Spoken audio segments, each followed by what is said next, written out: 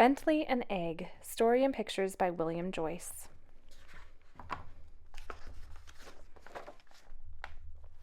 Bently Hopperton was a young and rather musical frog who loved to draw. Whenever he felt extremely happy, he would burst into song. His best friend was Kack Kack, a recently widowed duck of the wood who lived next door. She took care of Bently. She made sure his clothes were clean, nursed him when he was sick, and loved his songs and drawings.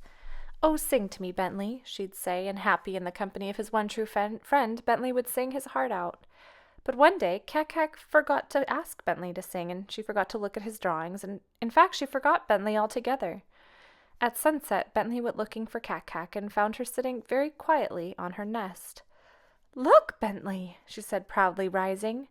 There, in the middle of the nest, was a single white egg. "Isn't it beautiful?" asked Kack Kack. Bently didn't know. It's just an egg, he thought. Kack Kack spent all her time sitting on her beloved egg. Bently was lonely. "I haven't a friend in the world," he said sadly to himself. One day Kack Kack received a message by Cricket Courier. Her sister had just hatched 7 little ducklings. "Oh, Bently, I must go and see them. Would you please watch over my egg while I'm gone?" "Well, okay," he said. "Thanks, you're such a dear," she quacked, and pecked him on the cheek. Left alone with the egg, Bently frowned. "Silly old egg," he muttered. Soon one wood creature after another scurried by the nest. "We're off to see the new ducklings," they said. "Won't you come with us, Bently?" But Bently shook his head and sat glumly guarding Kack Kack's solitary egg. Bently stared at the egg. He didn't know why, but he just didn't like it. It looked bald and bare. It looked dull and pale. It looked so blank.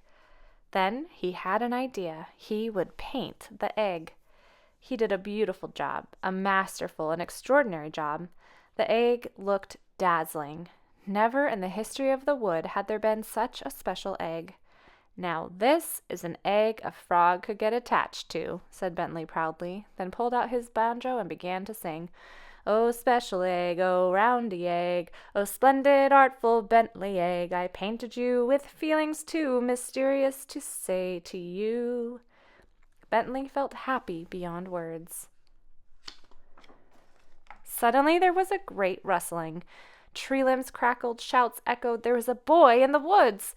"Oh, my goodness, better hide," said Bently, and he tried desperately to cover the egg with straw and leaves, but it was too late. A hand reached into the nest and roughly grabbed the egg. "Smash!" said the boy, raising it above his head, but then he looked at its remarkable decoration, and he looked again more closely. "The Easter Bunny left it," he whispered in awe. "Easter Bunny my eye," thought Bently. "That's a Bently Hopperton egg." The boy cradled the egg carefully in his hands and ran away. Bently was beside himself. "Egg napped!" he cried. "I'll save you, egg! Don't worry, egg! Armed only with my wits, I'll not fail you, egg!" he vowed bravely and took off in pursuit. "Oh, please let him be careful with my egg," Bently pleaded aloud as he hopped desperately through the underbrush. But Bently could not keep up. As he came out of the wood and into the vegetable garden, he found to his horror that the boy was nowhere in sight. "Oh, heavens, I'm lost," he moaned. "Me too," sighed a stuffed elephant standing next to a row of cabbages. "I've been out here a week. I think they forgot me. I hope it doesn't rain." "Oh dear, so do I," said Bently with genuine concern. "Did a boy carrying an extraordinary egg pass by here?" "Yep," said the elephant. "He turned left at the cucumber squash. He never even noticed me." "Thanks so much," said Bently as he dashed away. "Don't worry, I'll try to send you help." "Appreciate it," said the elephant. At the cucumber squash, Bently found the tracks of the boy's bare feet and followed them through the garden and into the house. He had never been in a house before, so he was more than a little afraid. "I must not falter, the egg is all," he whispered to himself to bolster his courage. Going from room to room, Bently finally spotted the egg on top of a table. Using a nearby balloon, Bently floated up to the egg. Deftly lassoing it, he quickly examined it for cracks. It was still perfect. His decoration was perfect too, not even a smudge. "Oh joy, oh rapture," he sighed, then broke into song. "Oh, foundling egg, my captured egg." There's really no time for a serenade, you know, interrupted the watery voice of a nearby goldfish. He'll be back any second. You're right, said Bentley, embarrassed. I just got carried away sometimes. Don't we all, sighed the goldfish. Then, using all his might, Bentley loaded the egg into the basket of the balloon, but before he went aloft, he scribbled a message for the boy. The egg is mine, it needs me. Your elephant is in the garden, it needs you. Bently Hopperton. You won't tell him which way we went, will you? Bentley asked the goldfish. Cross my gills and hope to drown. Thanks, said Bentley, and he and the egg floated toward the window. To Bentley's dismay, the balloon drifted back down the hall and into the room of a little girl who sat propped up on her bed painting. She looked a bit like the boy, only nicer. Hello there, said the little girl. Do you like my pajamas? They're new. Very lovely, replied Bentley. I'm sick, you know. The Easter egg hunt is today, and I'm going to miss it, said the girl with a sigh. Oh, I'm sorry, said Bentley. That's a nice egg you've got there, said the girl. A really nice egg. Why, thank you, said Bentley, tightening his grip on the egg. I'd give it to you, but it belongs to someone else. Oh, I see. No eggs for me, I guess, said the girl, shaking her head sadly. Look here, said Bentley impatiently, for he thought Kack Kack might be home by now and worrying. I've got an idea. In a flash, he painted an egg on a piece of paper, which he handed to the little girl. She smiled. The egg matched her pajamas. Bentley hopped back into the balloon, and the little girl, smiling sweetly, gave it a gentle shove. Thanks, Bentley called as they sailed out the window. The breeze was steady. The balloon flew straight and true. Never had frog or egg soared so high. Bentley was moved to song. Oh, flying eggs, sky bright, high-ing eggs, my aeronomadic high-up egg, I look at you as we drift through the heavens that are bright, But before Bentley could finish, there was a loud hissing, and the balloon began to plummet to the ground. Bentley looked up. There was a hole in the balloon.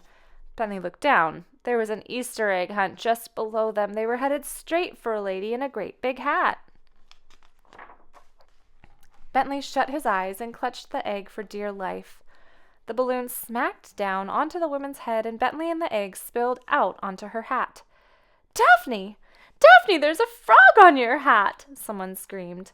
Bentley grabbed the egg and, trying to look nonchalant, hopped to another woman's hat. The lady next to her began to scream. Everybody began to scream. Food began to fly. There was pandemonium. Amid all the confusion, Bentley and the egg, disguised as hors d'oeuvres, slipped away undetected. Leaving the party in ruins, Bentley spotted a toy boat moored to the bank of a pond. I'm sure no one would mind if we borrowed this for a bit, he said, panting. Wearily, he loaded the egg on board and cast off. Something of a sea dog, aren't I? Said Bentley to the egg. With a flourish, he took the ship's wheel and steered a course across the pond. The egg sat amidships, shimmering in the afternoon sun. It looked beautiful. Once again, Bentley was moved to song. Oh, sail an egg, mast, main and egg, our travels have been whirligig. I sail as to your mother who sits at home and yearns for. But once again, events would not let him finish, for straight ahead, waddling toward them, was the boy. I want my egg back, he demanded, and threw a rock which smashed through the ship's bow. I have not begun to fight, Bentley proclaimed, and fired the ship's cannons. The roar of the guns so startled the boy that he ran off crying for his mother. Smart bit of sailoring, if I say so myself, Bentley said to the egg with some pride. Then he noticed the ship was sinking. Ah! Cried Bentley, exasperated. There was no time to lose. He cut away a line of the ship's rigging, tying one end to his waist and the other around the egg. He swam desperately to shore. The egg was very heavy and almost pulled him under several times. He was soon tired, but paddled valiantly on. Finally, with his last remaining ounce of strength, Bentley plopped the egg upon the shore and whispered hoarsely, Silly old egg, safe at last. Then he laid down his head and fell into a deep, exhausted sleep. Bentley hadn't noticed, but the egg had been washed clean. All his beautiful decorations were gone, but even if he had noticed, he would no longer have cared, for now he loved the egg just the way it was. It was a long time before Bentley woke up. He blinked his eyes and looked over at the egg. His heart sank. It was broken, covered with a dozen tiny cracks. "Oh no, oh no," he moaned. Then the cracks grew wider and wider, and he heard a tiny sound. It was the sound only newborn ducklings make. The shell began to crumble, and out wobbled the most beautiful baby duck Bently had ever seen. Then he saw that Kack Kack was there. "It's a boy! It's a baby boy!" she cried, and gently smoothed the duckling's downy feathers. Suddenly there was a great hue and cry. "Hooray for Bently! Long live Bently!"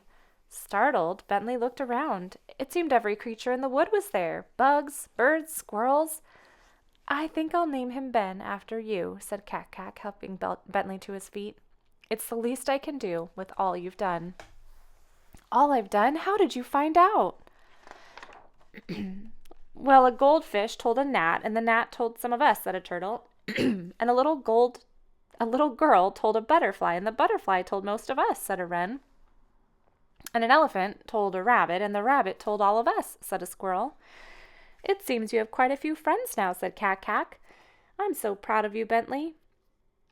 Bently blushed and smiled modestly. The next afternoon, when everything was quiet again, Kack Kack said, "Oh, sing to us, Bently." And Bently, happy in the company of his two best friends, sang his heart out. "Oh, happy you, oh, happy me, the three of us will always be the best of friends through thick and thin, Bently, Kack, and little Ben." And they were all, each one, happy beyond words. The end.